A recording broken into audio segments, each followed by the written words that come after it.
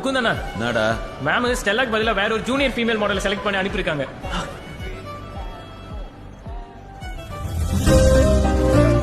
That's my first sight of Mukund.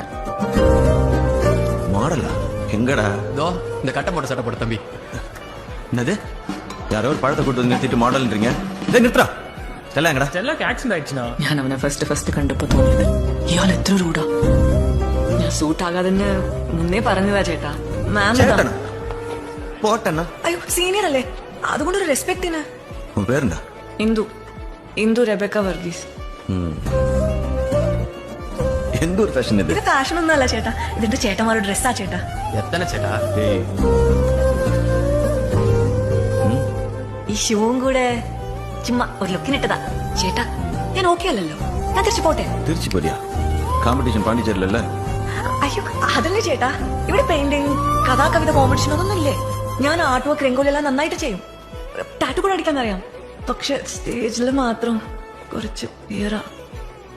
ഓയ് Mammootty, stage fear பண்ணனும்னா stage ஏறணும்.